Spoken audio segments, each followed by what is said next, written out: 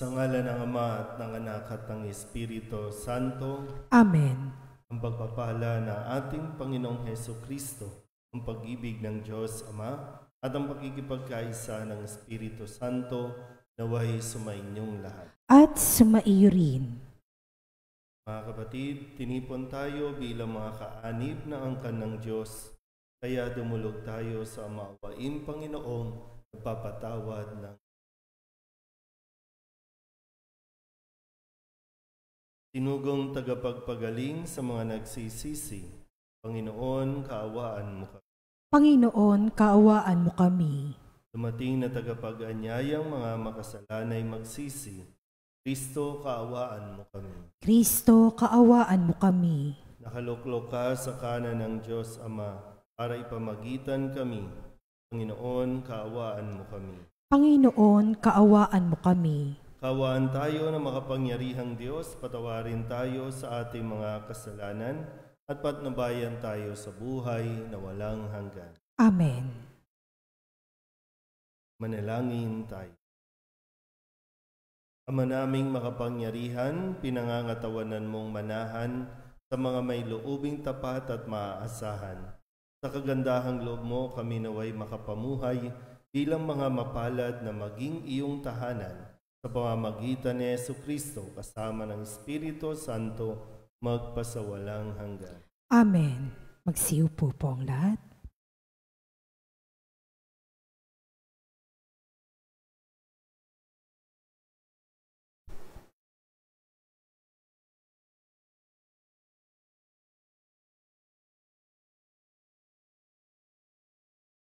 Pagbasa mula sa aklat ng Henesis. Si Noe at ang kanyang mga anak na pinagpala ng Diyos, magkaroon kayo ng maraming anak at kalatan ninyo ang buong daigdig. Matatakot sa inyo ang lahat ng hayop, pati mga ibon, ang lahat na gumagapang sa lupa at ang mga isda. Ang lahat ng ito ay inilalagay ko sa ilalim ng iyong kapangyarihan. Ibinibigay ko sa inyo ang mga hayop at mga halamang luntian upang maging pagkain ninyo. Isang bagay lamang ang hindi ninyo makakain, ang karning hindi inalisan ng dugo na siyang sagisag ng buhay. Papatayin ang sinumang papatay sa inyo, maging ito'y hayop. Sisingilin ko ang sinumang taong papatay ng kanyang kapwa. Sinumang pumatay ng kanyang kapwa ay buhay ang bayad sa kanyang ginawa. Sapagkat ang tao'y nilalang, nilikha ayon sa larawan ng Diyos na dakila. Magkaroon nga kayo ng maraming anak upang kalatan nila ang buong daigdig. Sinabi ng Diyos kay Noe at sa kanyang mga anak, ako'y nakikipagtipan sa inyo ngayon, pati na sa inyong magiging mga anak, gayon din sa lahat ng mga bagay na may buhay sa paligid ninyo, mga ibon, maaamot maiilap na hayop na kasama ninyo sa daong. Ito ang masasabi ko sa aking pakikipagtipan sa inyo. Kailanman hindi ko lilipulin sa pamamagitan ng baha ang lahat ng may buhay. Wala ng baha naggugunaw sa daigdig. Sinabi pa ng Diyos, ito ang magiging palatandaan na walang hanggang tipan na ginagawa ko sa inyo at sa lahat ng hayop. Palilitawin ko sa mga ulap ang aking bahaghari at yan ang magiging tanda ng aking pakikipagtipan sa inyo. Ang salita ng Diyos. Salamat sa Diyos. Salmon tugunan ang ating pong itutugon. Mula sa iyong luklukan, lahat ay iyong minamasdan. Ulitin po natin. Mula sa iyong luklukan, lahat ay iyong minamasdan. Ang lahat ng bansa sa poon ay takot. Magiging mga hari sa buong sinukob. Ang iyong itayong pamuli ng Siyon, ika'y mahahayag doon. Panginoon, daing ng mahirap ang iyong diringgin. Di mo tatanggihan ang kanilang daing. Tugon. Mula sa iyong luklukan, lahat ay iyong minamasdan. Ito'y matititik upang matunghayan ng sunod na lahing di pa dumaratal. Ikaw nga, O Poon, ay papupurihan. Mula sa itaas, luklukan mong banal. Ang lahat sa lupa, iyong minamasdan. Iyong dinirinig ang pagtataghuyan ng mga bilanggong ang hatol ay bitay upang palayain sa hirap na taglay. Tugon. Mula sa iyong luklukan, lahat ay iyong minamasdan.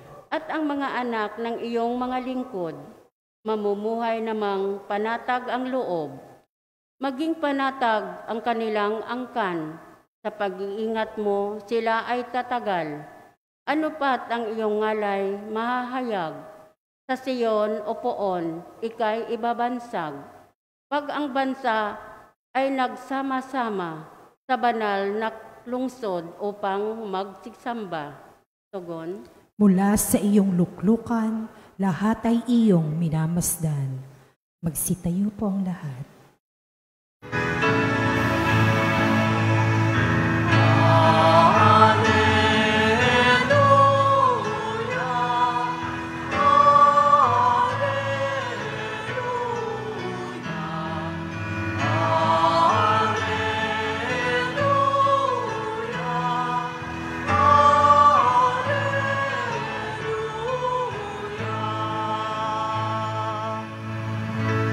Sa daigdig ay laganap, liwanag na sumisikat, salitang buhay ng lahat.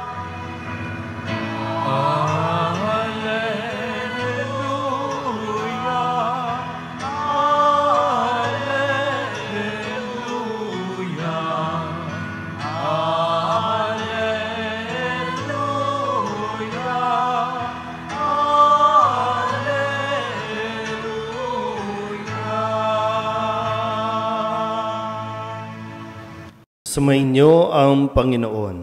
At sumaiyo rin. Ang mabuting balita ng Panginoon ayon kay San Marcos. Papuri sa iyo, Panginoon. Noong panahong iyon, si Jesus kasama ang kanyang mga alagad ay nagtungo sa mga nayon ng Cesarea, sakop ni Filipo.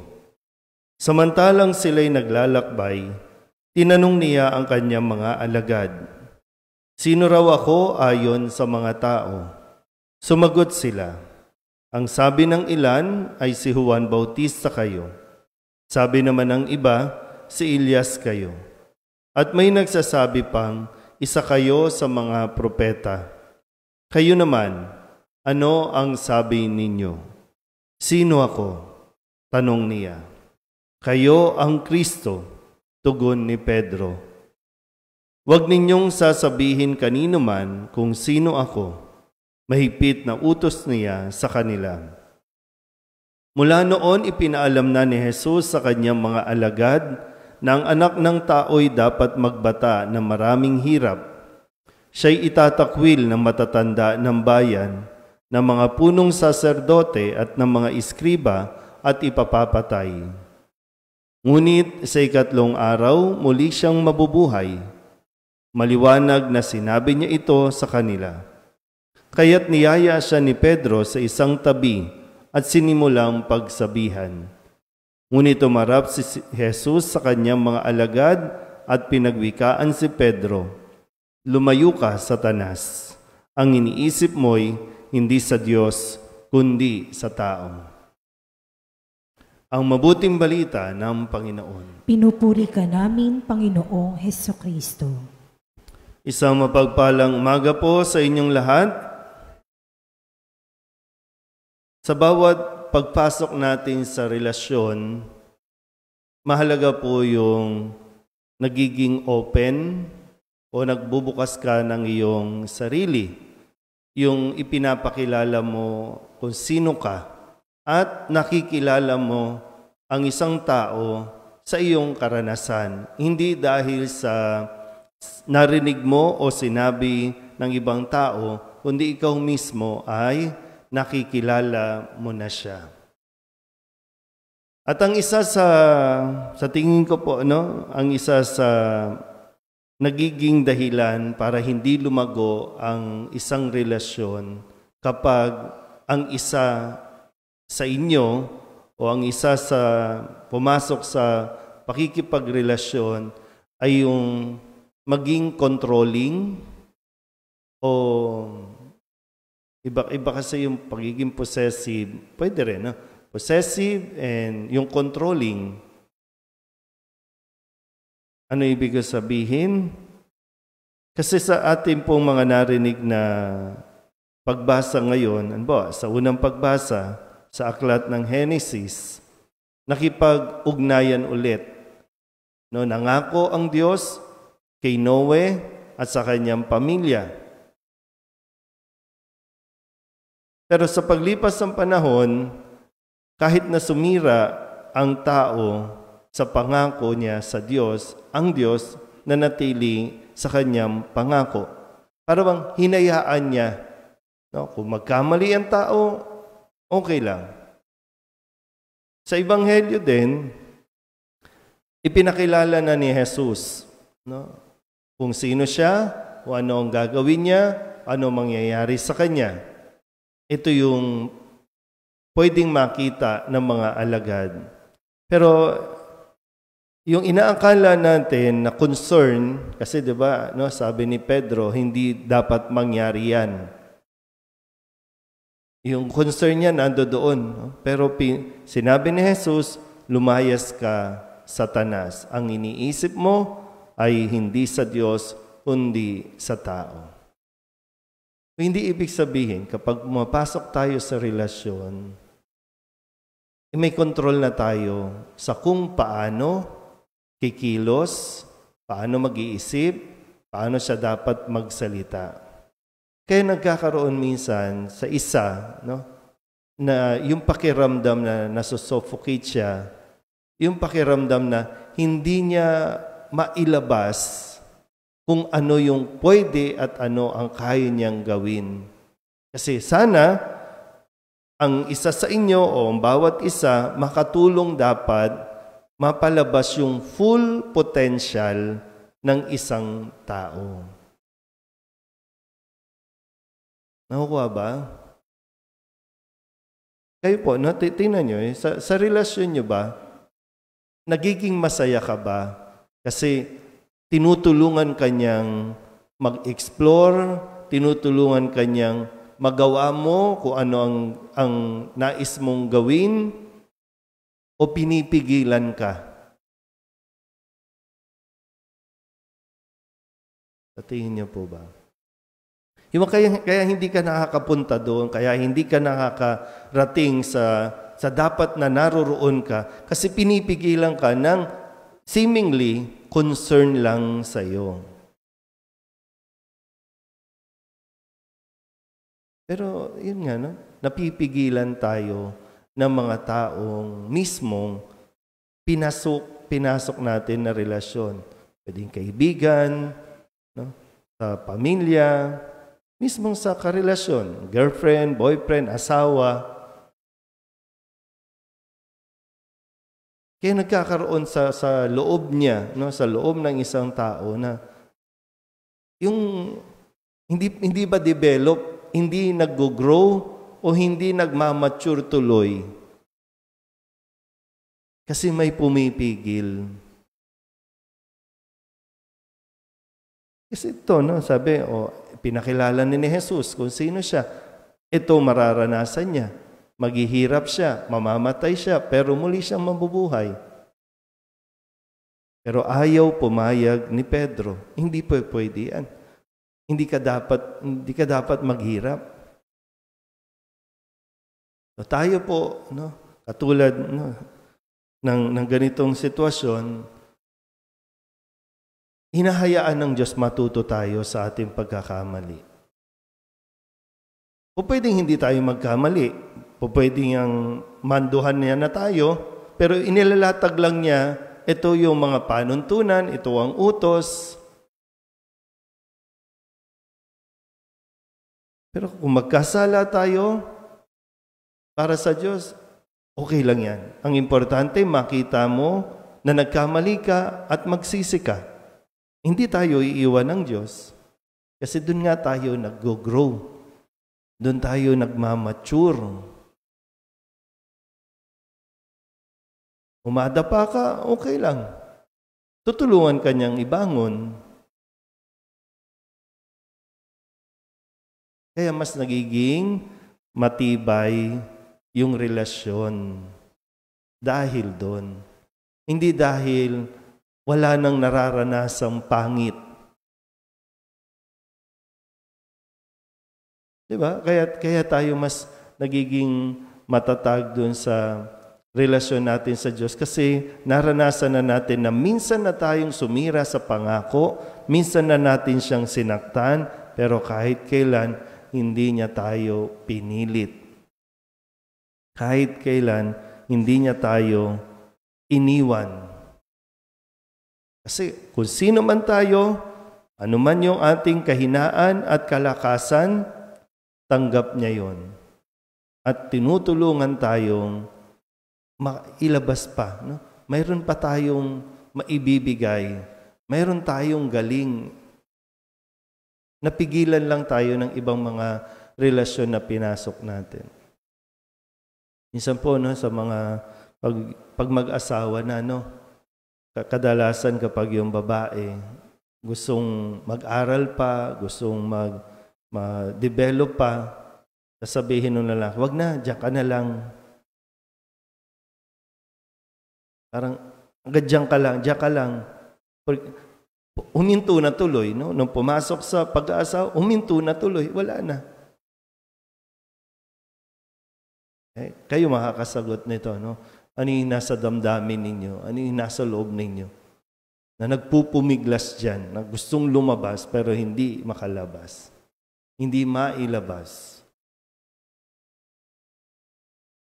So, sana po, no? Sa tinuturo sa atin ni Jesus, sa ating pong ebanghelyo ngayon, matulungan nawa natin ang bawat isang maabot ang kanyang at matapos ang kanyang misyon. Kahit gaano kahirap ang misyon, kahit gaano kahirap ang responsibilidad, nakakaya kapag mayroong suporta. Support lang tayo. Hindi tayo ang dapat magdidesisyon, kundi susuportahan lang natin siya. Amen?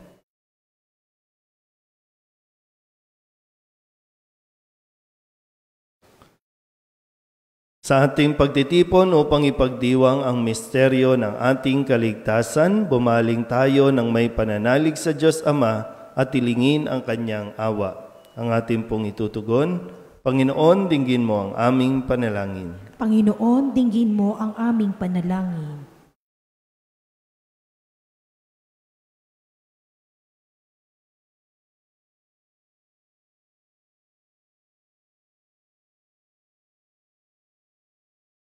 Ang Santo Papa, naway mapanatili ang simbahan sa pananampalataya ni San Pedro. Manalangin tayo sa Panginoon. Panginoon, dinggin mo ang aming panalangin. Ang lahat ng mga Kristiyano naway makasunod sa yapak ni Kristo sa pamamagitan ng pagtanggap ng kanilang krus araw-araw bilang pakikiisa sa pagdurusa ng ating Panginoon. Manalangin tayo sa Panginoon. Panginoon, dinggin mo ang aming panalangin. Ang mga nabibigatan at nahihirapan sa pagpasan ng kanilang krus, naway makatagpo kay Kristo ng lakas at kaginhawaan. Manalangin tayo sa Panginoon. Panginoon, dinggin mo ang aming panalangin. Ang mga may sakit, naway makita na tahib lamang ng krus ni Kristo ang kanilang karamdaman. Manalangin tayo sa Panginoon. Panginoon, dinggin mo ang aming panalangin. Ang mga nauna na sa atin sa kabilang buhay, naway makita nila ang mananakop na nagpakasakit para sa kanila.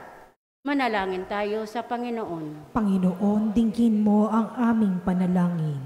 Idulutin natin sa Panginoon ang ating mga personal na kahilingan at mga panalangin para sa ating mga pamilya, kasama ang mga kahilingan ng mga nanonood online at ng pamilya na hanggang ngayon ay naghihirap. Lahat ng mga misang pasasalamat, espesyal na intensyon at mga kaluluwa na inihiling na ipagdasal sa isang ito.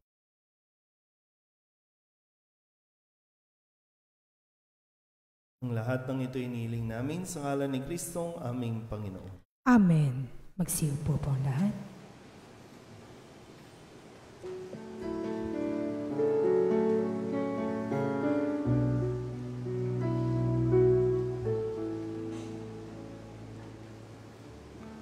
Alayin namin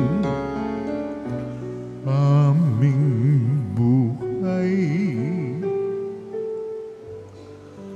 bawat galak at lumbay, bawat pangarap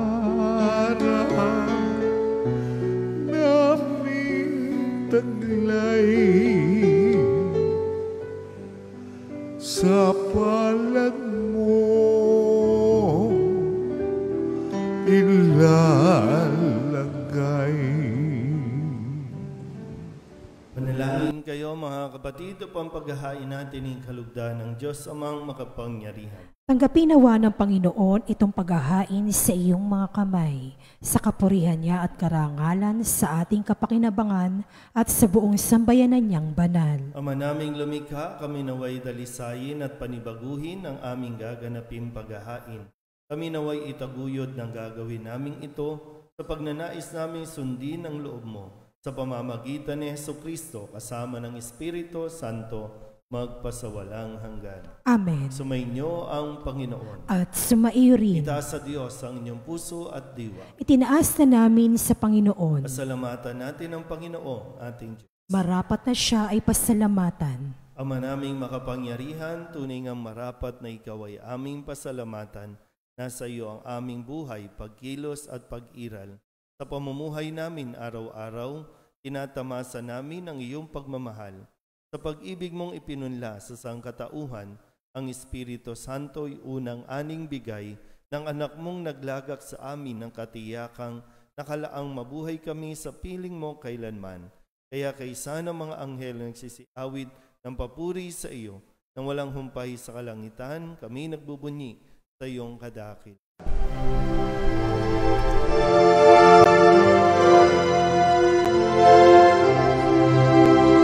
Santo, Santo, Santo, Panginoong Diyos makapangyarihan, napupuno ang langit at lupa ng kalwalhatian mo. Hosana sa kaitaasan, pinagpalang na paririto sa ngalan ng Panginoon. Hosana sa kaitaasan.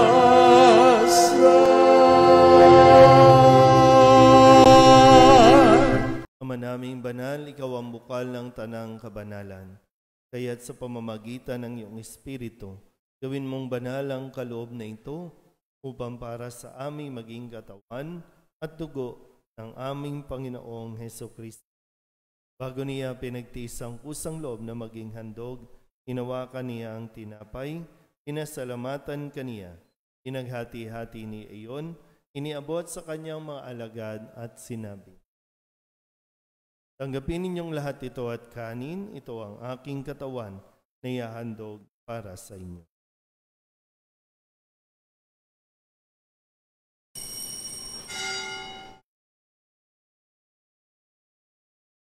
Gayon din naman nang matapos ang hapunan, hinawakan niya ang kalis, muli kaniyang pinasalamatan. Iniabot niya ang kalis sa kanyang mga alagad at sinabi, tanggapin ninyong lahat ito at inumin. Ito ang kalis ng aking dugo, ng bago at walang hanggang tipan. Ang aking dugo na ibubuhos para sa inyo at para sa lahat, sa pagpapatawad ng mga kasalanan. Gawin ninyo ito sa pag-alaala sa akin.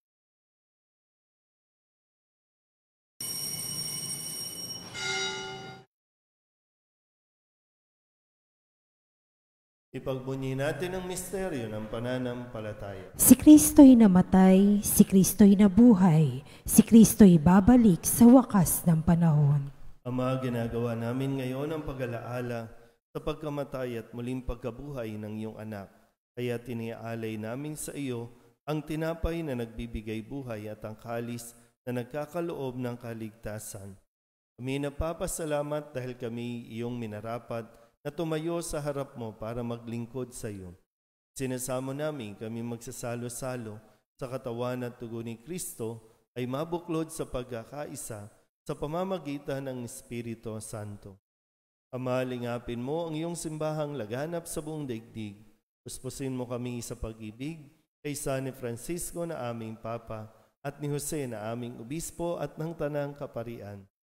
Alalahanin mo rin ang mga kapatid naming nahimlay na may pag-asang sila'y muling mabubuhay, gayon din ang lahat ng mga pumanaw.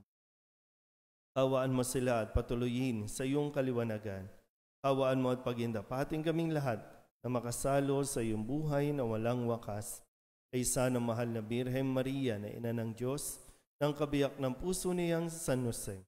Kaysa ng mga apostol at ng lahat ng mga banal na namuhay dito sa daigdig na kalugod-lugod sa iyo, may pagdiwang nawa namin ang pagpupuri sa ikararangal mo sa pamamagitan ng iyong anak na aming Panginoong Hesukristo. Sa pamamagitan ni Kristo, kasama niya at sa Kanya, ang lahat ng parangal at papuri ay sa iyo, Diyos amang makapangyarihan, kasama ng Espiritu Santo, magpasawalang hanggan. Amen. Amen. Amen. Amen. Buong kababaang loob tayong tumawag sa ating Panginoon ng Ama.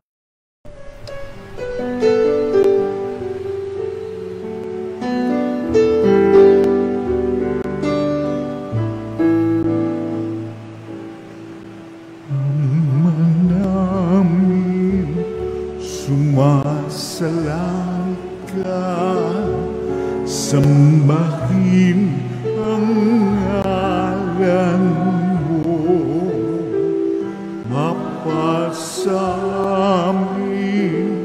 ang kaharian mo, sundin ang loob mo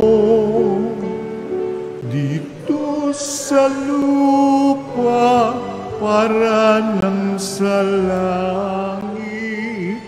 Bigyan mo po kami ngayon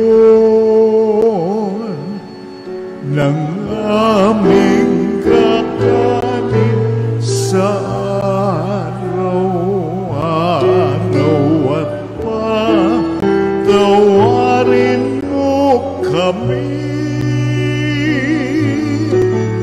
sa aming mga sala para ng pagpapatawan namin sa nagkakasala sa amin, at huwag mo kaming ipagdulot sa tukso, at yadya mo kami sa lahat ng masama. Inihiling namin kami iadya sa lahat ng masama, pagkalooban ng kapayapaan araw-araw, iligtas sa kasalanan at ilayo sa lahat ng kapahamakan, samantalang aming pinananabikan ang dakilang araw ng pagpapahayag ng tagapagligtas naming si Hesukristo. Sapagkat iyo ang kaharian at ang kapangyarihan at ang kapurihan magpakailanman. Amen. Panginoong Hesukristo, sinabi mo sa iyong mga apostol, Kapayapaan ang iniiwan ko sa inyo, ang aking kapayapaan ang binibigay ko sa inyo. Tunghayan mo ang aming pananampalataya at huwag ang aming mga pagkakas. Pagkalooban mo kami ng kapayapaan at pagkakaisa ayon sa iyong kalooban, kasama ng Espiritu Santo, magpasawalang hanggan. Amen. Ang kapayapaan ng Panginoon ay laging sumainyo. At sumaiyo rin. Magbigayan po tayo ng kapayapaan sa isa't isa.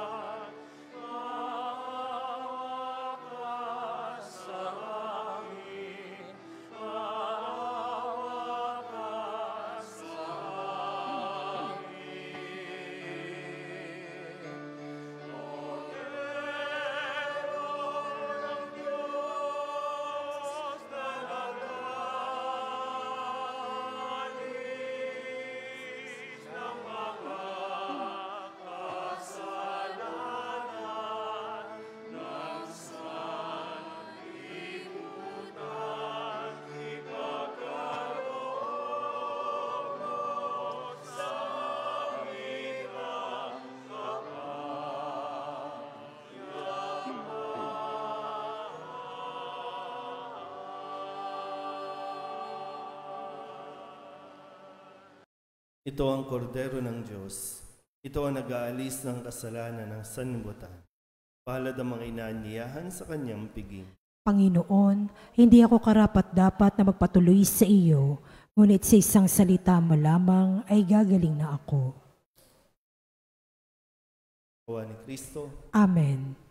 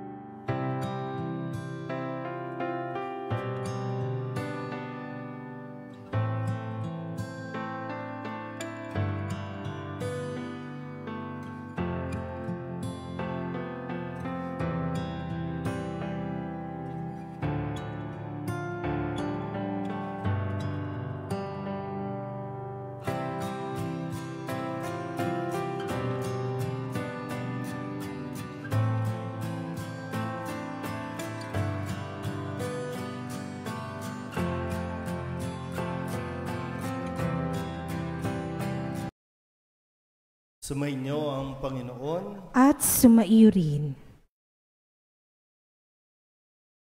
Manalangin tayo.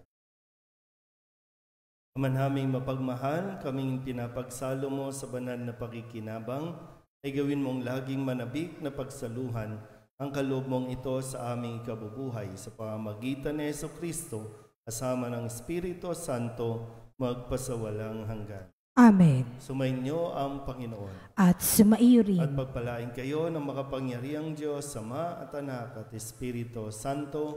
Amen. Tapos ng banal na misa, humayo tayo sa kapayapaan ni Kristo. Salamat sa Diyos. Magandang umaga po. Good morning po, Father.